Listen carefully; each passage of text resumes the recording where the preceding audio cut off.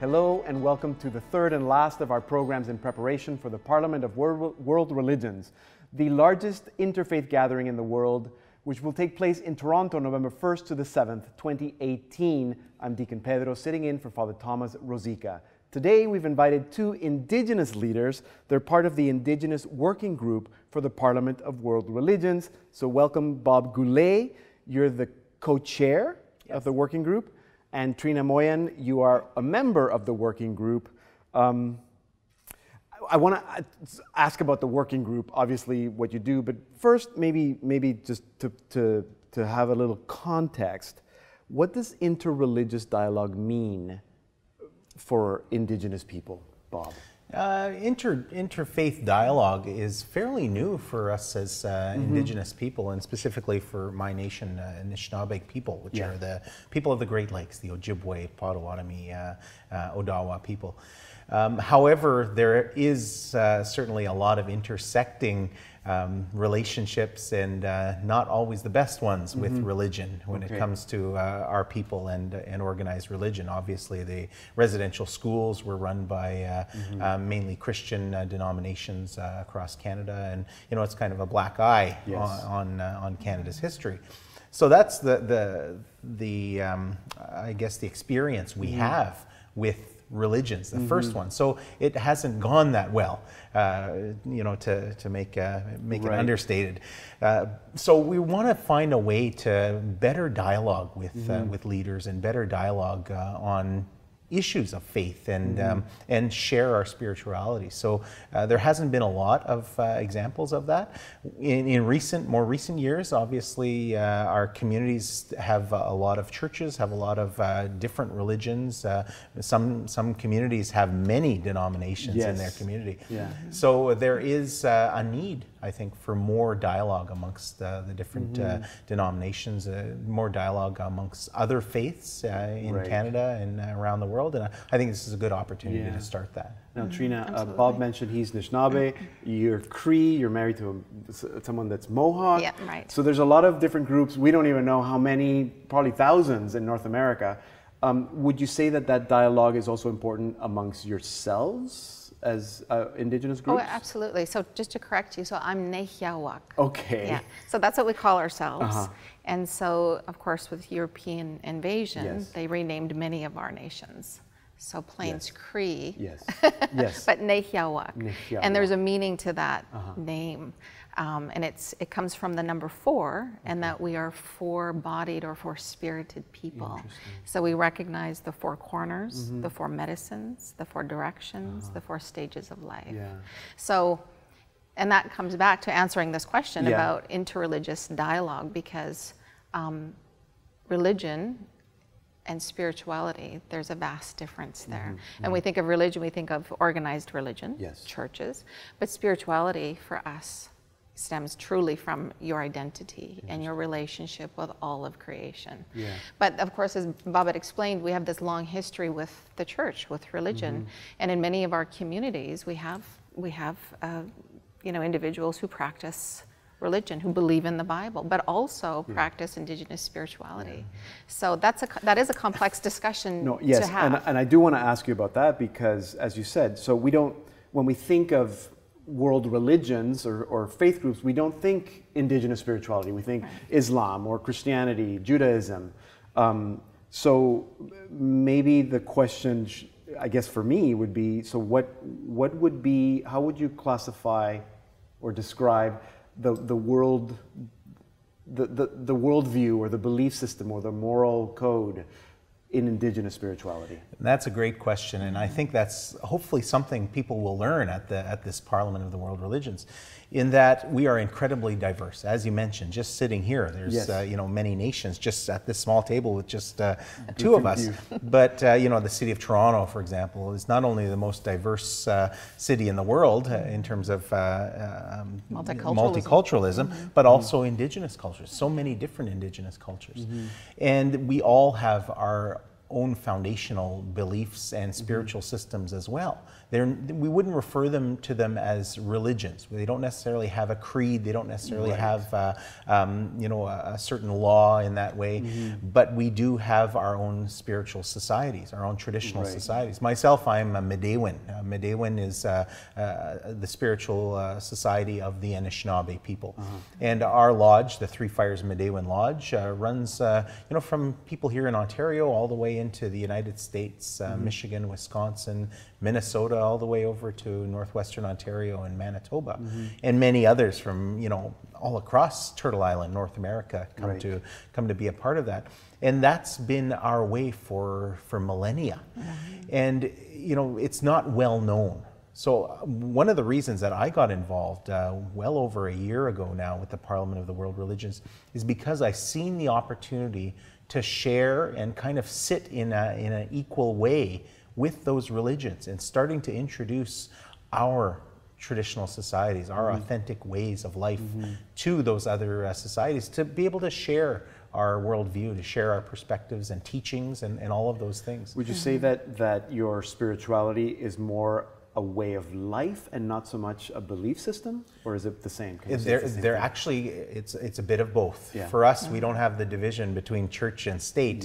Our teachings are foundational in terms of our governance, in terms of our families, our clan systems, and right up into how our beliefs in Gizem Nido, our great kind spirit, the spirit world around us, Mede Manado, the one that takes care of us, and all of this, the spirit world, that we're always surrounded by spirit ourselves, our individuals, and I think this is common with many other nations. We are bound by our own spirit.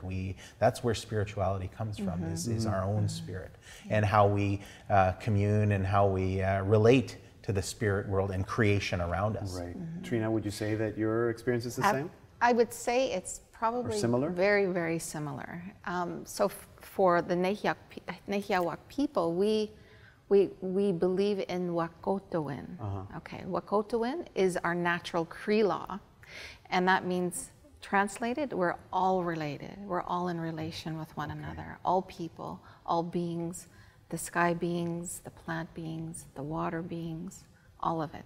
So when we're trying to define what Indigenous spirituality is, because that's your question here, for me personally, it is that oneness and recognizing that when we talk of medicine, we are the medicine because we are of the earth. So there is no separation. We're one, we're complete.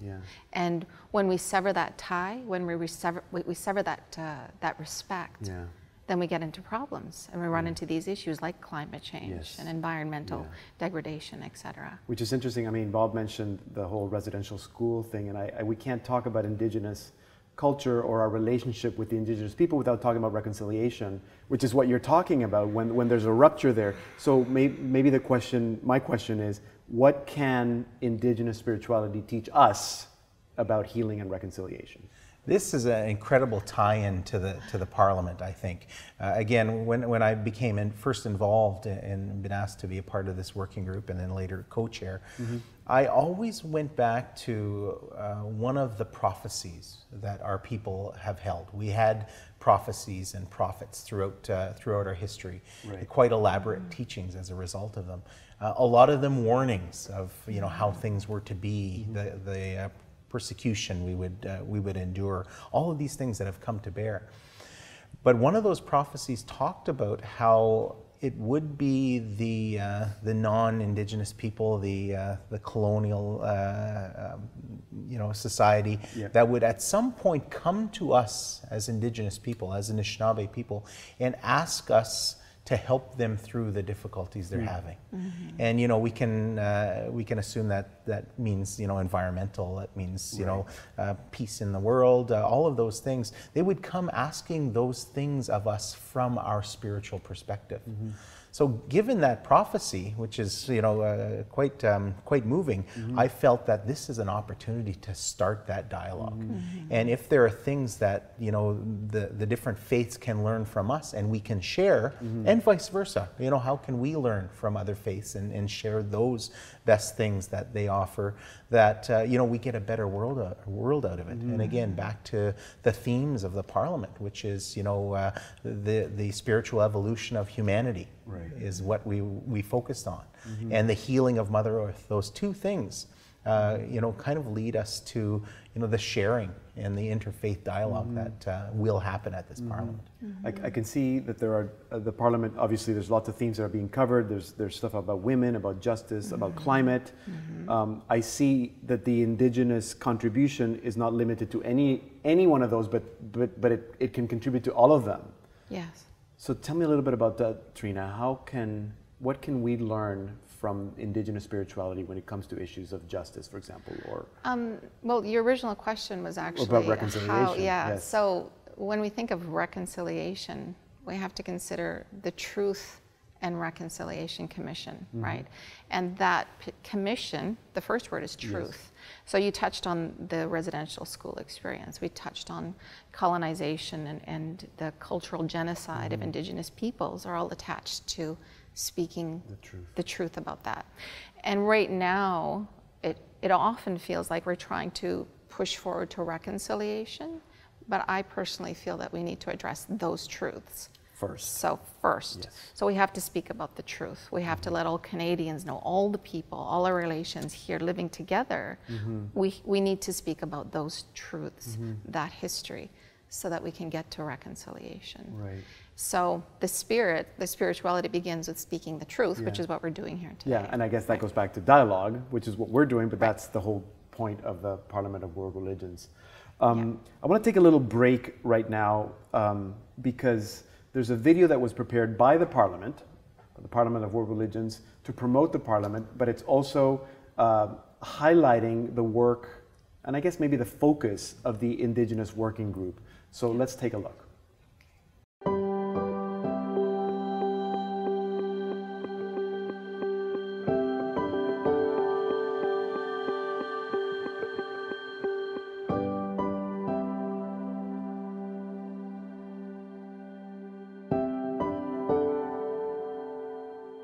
What an exciting adventure we've had, bringing together the best of our traditions, our beliefs, our ceremonies, our traditional teachings for the world to experience.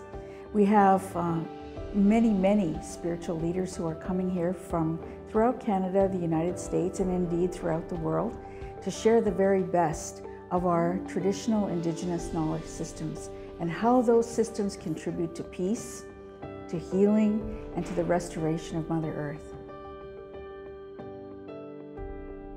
The 2018 Parliament provides some fantastic opportunities for Indigenous peoples to advance a position among many different religious groups that are specifically theirs. An understanding and a worldview, a particular paradigm that developed countries, more established religions may not have an opportunity to understand. Mainstream religions have to understand the impacts of acculturation, have to understand the impacts of missionization, and begin to back away from that, and play a different role. And only through an interfaith understanding can that be accomplished. First of all, the Parliament provides a place of validation, a sense that we are welcome here on a par with anybody from any other religion, that we will be listened to, that what we have to offer can actually matter and be of use and of service to others. And I think perhaps even more importantly, that it provides a context for people in my spiritual community to be of service to the world in a much larger scope than we normally could be in our own small local communities. we are going to hear songs, ceremonies, traditional teachings, and dances that will be from the true people. And it'll show the variety of our people throughout Turtle Island. It will show our strength, our resiliency, and it will help Canadians and international visitors understand that we are thriving Indigenous nations.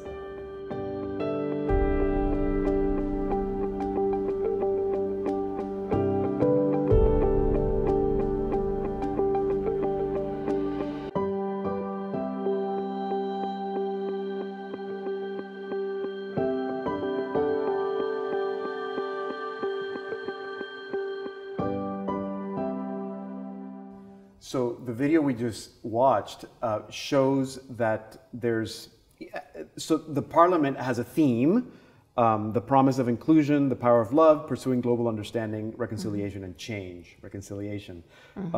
But the Indigenous Working Group, I guess your programs, also has a theme, the spiritual evolution of humanity and healing our Mother Earth. Why is it important that the Indigenous contribution has a separate theme, Bob? I think all of the different programs, all the different tracks, as we call them, have those themes. So the Sacred Feminine, for example, the women that are putting together that program have their theme. The youth, and you know, that future generation is an important part of that. Our theme, I think, the reason why we felt it was important is, again, we have to first begin the dialogue. So as Trina points out, you know, in order to get to reconciliation, you have to have that dialogue. You have to have that truth, that understanding. So attending a conference, no matter how great the Parliament of the World Religions is, that isn't necessarily reconciliation. No. It's what you learn from that and take that away. And we felt the spiritual evolution of humanity should include the Indigenous perspective and the Indigenous worldview. And then the healing of Mother Earth is obvious. It's a key and it's an important part of our way of life.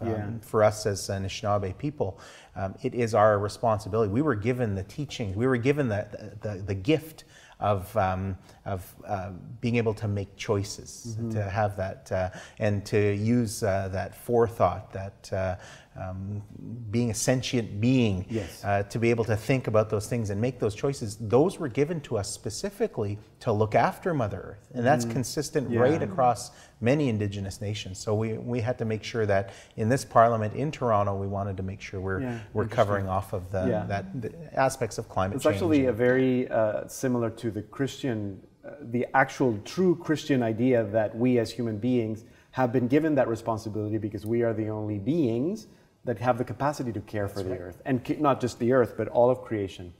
Would you say that? I'm not sure I agree with that entirely. Okay, no, but that's great. This is where we have this dialogue. Absolutely. So when you use the wording that we're the only beings who can care for the earth. that have the capacity. The capacity. I'm not sure because we believe, at least our people believe, that the earth can care for itself. Those plants care for themselves. The animals care for themselves. We're a part of those systems, those ecological habitats. As equals. And we play a part, but equal. So they do care for themselves and they care for us, right? No, and I would say that we would believe the same in that sense. Right.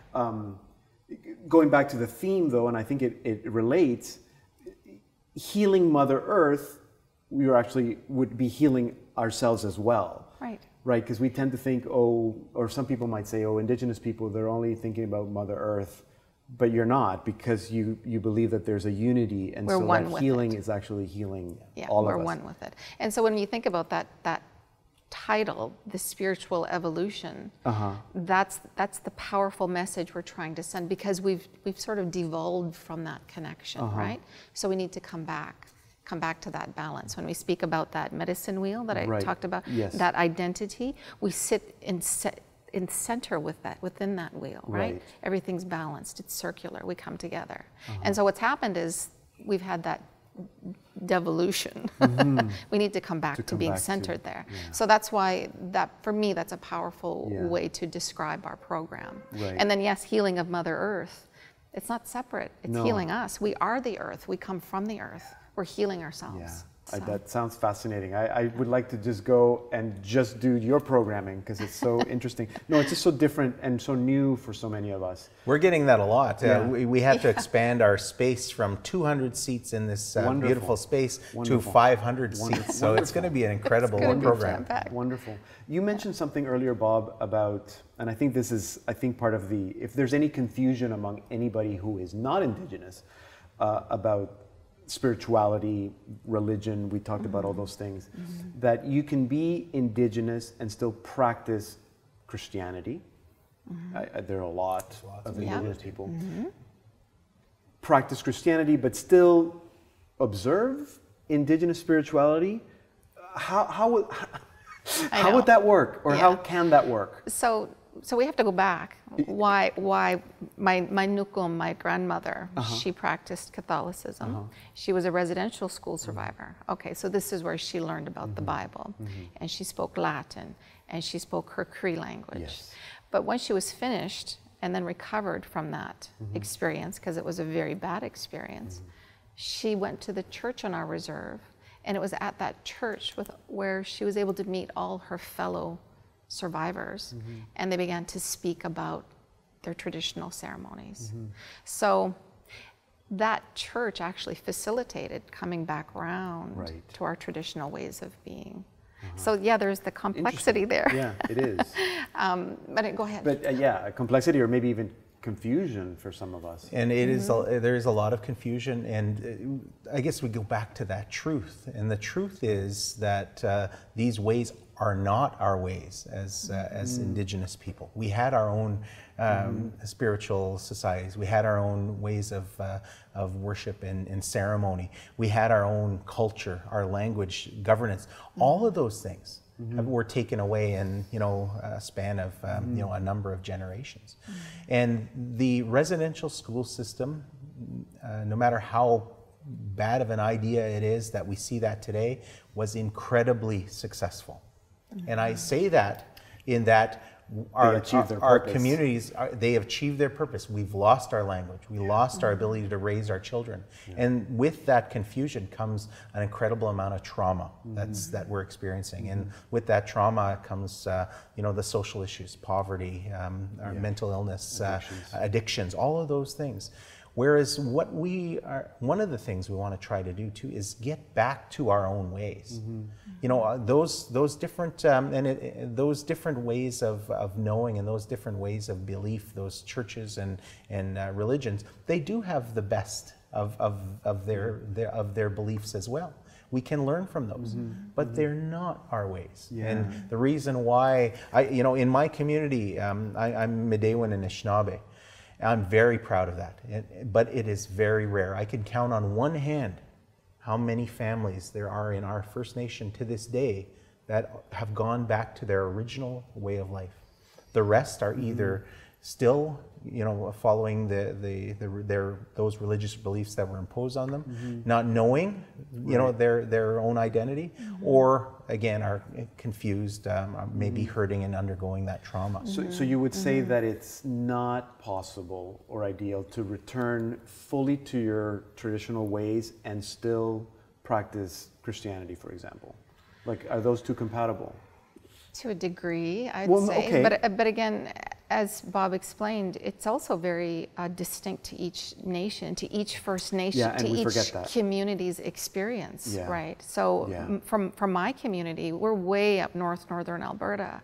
So once our families, our children were able to come home and grow up in the community, at that point, the church was no longer really a part of our community. We had just a little tiny Catholic church, and we were able to bring from what was hidden underground all those years, because it was illegal to practice our culture and our ceremonies. It was against the law, a government policy to assimilate us.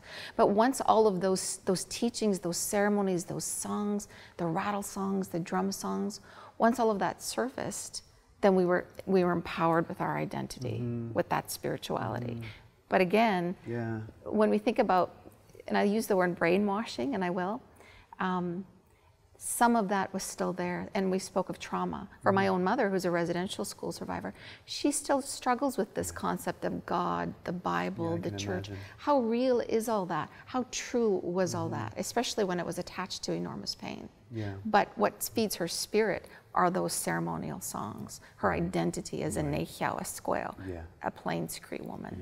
Yeah. That being said, my family is, a very Catholic family. We, as I spoke, my uncle Fred Bunn, he's passed on. Fred McLeod was a deacon, and our family was the foundation of our church in our community. So there's a lot of very proud Catholic people.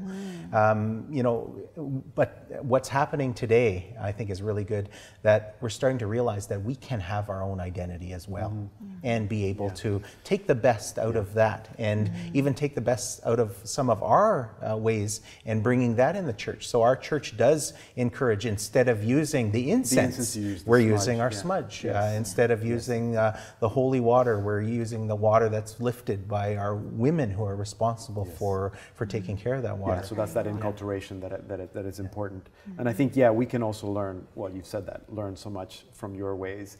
Maybe in closing, since you've been involved in this inter-religious dialogue with the Parliament of World Religions, Trina, what have you learned about interfaith dialogue in the time that you've spent working on this Parliament of World Religions? I think that this discussion represents that there's so much that non-Indigenous people are unaware of. So having the opportunity to share it respectfully, I think that's what I've learned, is that we have a long way to go to get to the truth and to really have a deep understanding of one another and our perspectives. That's okay. We should do a whole series of programs just on that. We could. We should. Bob, what have you learned? I'm going to use a word that a lot of churches use, and that's fellowship. Being here with Trina and my fellow co-chair Diane Longboat, our facilitator is doing a lot of great work. Tuesday, Johnson McLeod. We've been able to reach out and meet a lot of different religious leaders. I've been on panels with some Buddhist friends that I call friends now, as well as people of the Baha'i faith. So many different faiths that we're not quite aware of, and I think that's the first start. And I always refer to, I call it the 3 cups of tea. That first cup of tea, you sit down with somebody, you're just getting to know them. You're not going to share your deepest thoughts and those sorts of teachings in your first cup of tea, but then the next dialogue, and we've had a lot of those. So what does the 3rd cup of tea look like? And to me, that's what reconciliation is starting to use what you've learned in this interfaith dialogue about Indigenous people and what we've learned from other faiths, and make use of that in our daily lives. That's spiritual evolution. I love that image, because I love tea, and I'm ready to make a whole big pot. So thank you so much, Bob Goulais, Trina Moyan, members of the Indigenous Working Group for the Parliament of World Religions. Thank you for sharing a little bit of your traditions and your spiritual beliefs with us today. And I hope that you can come back again and we can talk more about those things that unite us. Love to. Thank you. Hi.